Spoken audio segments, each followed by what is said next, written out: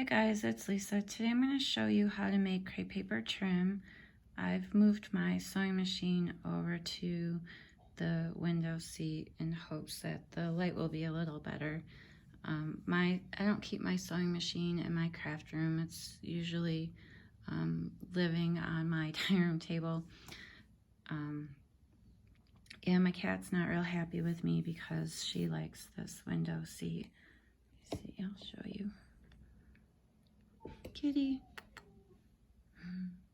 So she's being good right now, but I've had to restart this video a few times because she thinks that this is her spot. I also have my gooseneck camera holder attached to this rolling chair so that I can move it more easily where it needs to be. So I apologize for all the shaking, and it's probably not going to be the best video, but hopefully you can get the whole idea on how to do it. So the first thing you're probably going to want to do is take a picture of how your settings are set right now in your sewing machine, because you're going to have to change them all and you'll want to put them back. And I'm pretty good at remembering now where it needs to go, but when I first started, I wasn't.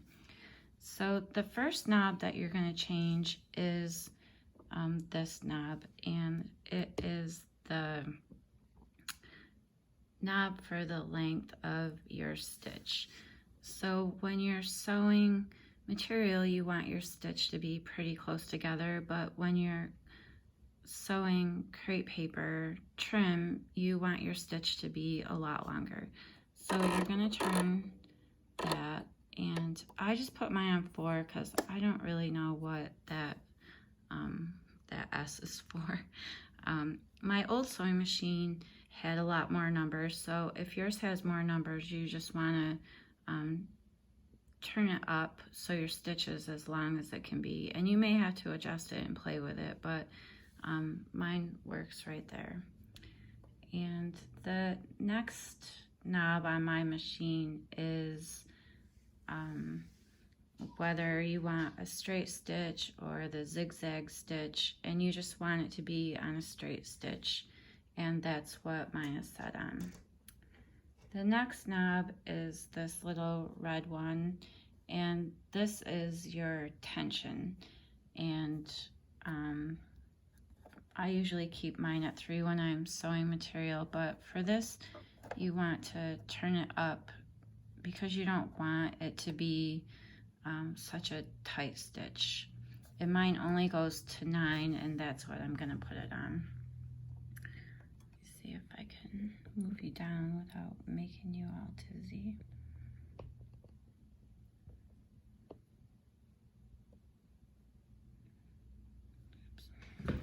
So I already have some crepe paper in my machine, and you literally just start sewing after you get it. If I was gonna make a long piece of trim, I would take a pencil and put it through the center of the crepe paper, and then I kind of hold the pencil between my knees while I'm stitching, and then it can just unroll itself. It makes it easier. But today I'm just gonna use shorter pieces of crepe paper, and I've already cut some, so I'm not going to do that today. So again, you just put your crepe paper in and start sewing.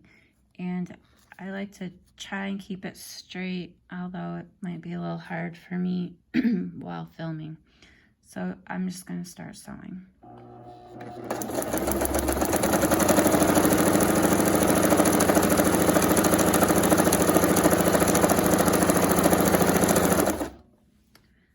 So that's all you do, and I really do sew it that fast. It just seems to work better when I'm making it. And when you're taking it out, you don't want to pull it too much. You want to hold right onto the crepe paper. And I like to give myself extra string. So you can see it makes a nice ruffle. If you want these ruffles closer together, you can take and find the top string.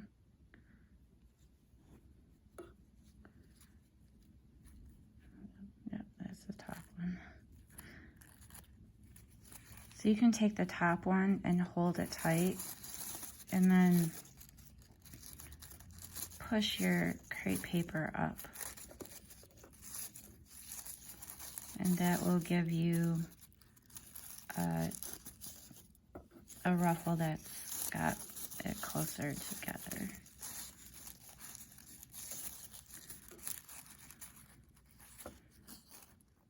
I used that dark thread so you could see.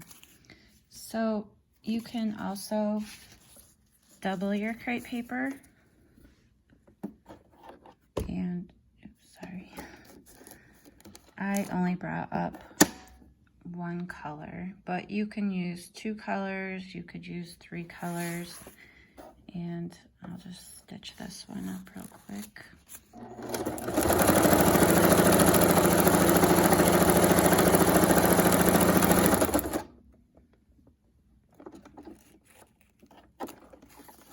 And again, you want to hold it when you're taking it out.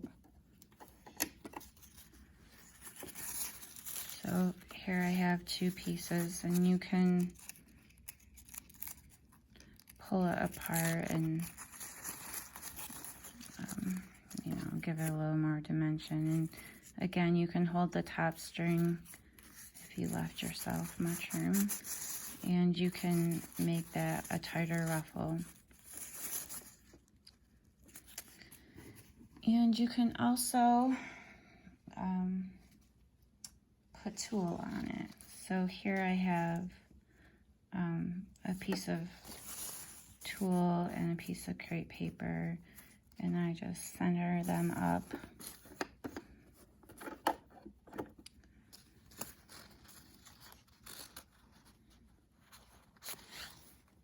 And just sew them just like you do without the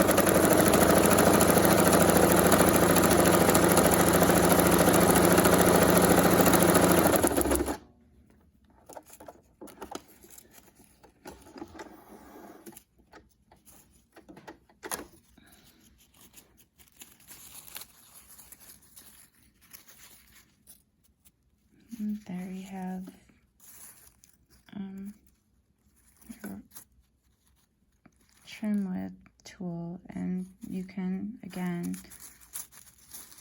hold the top piece, this top string of your extra. You just hold that tight, and you can push it up and make it closer together if that's the look you're after. You can also just take tulle. I'm so sorry I keep hitting that camera. It's right in my way. And it keeps shaking. I apologize. But you can just take a piece of tulle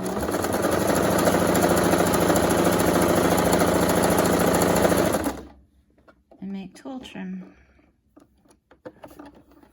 And you can do this with material. It's the same idea for everything. I know this one's kind of iridescent and white and hard to see, but, and you know, you can pull this one and make the ruffles tighter also. You can also backstitch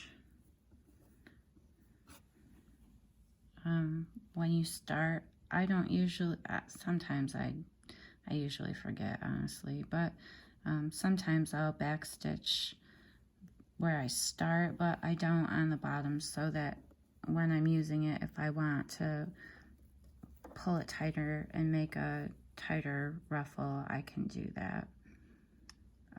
But that's pretty much all there is to making crepe paper trim. I can't really think of anything else, so I hope this helps you, and sorry about all the camera shaking. Hopefully you get the whole gist of it. If you have any questions, let me know. I'd be happy to help you out. Have a great day. Thanks for watching. Bye. Hey guys, I actually thought of something else when I got done filming. So I'm just going to add this to the end of the how-to video part. And that's when you go to cut your crepe paper trim. Put it on this paper so you can see. So when you cut it, there's a chance that it's going to come unraveled. So I'll just show you. So I'm going to cut it there. Of course, it's not going to do it, but I've had it where it just all comes unraveled and doesn't hold its shape. So there's a few things you can do. I tend to glue mine, and I think you can see right here where it's a little darker. So I will take this brush on nail glue, and I think that I got this at Dollar Tree, but I've gotten it at Dollar General, Walmart. I like this glue because it has a little brush on the end, and it's easy to apply and it dries fast. I can't use super glue that doesn't have a brush because I end up with it all over me. But so I will just glue, like I just glued this much of it, and I think it's dry. So then when you cut it right there, it just, the glue has locked in those stitches, and then I will just fold it over and glue it down to my project. And I would do that to both ends.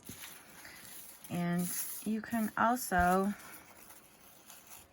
I will hold it real tight there and say cut this off.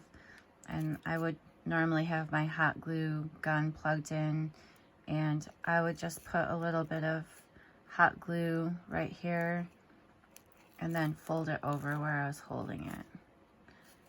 Because like this one's doing it, you know, these stitches will come undone.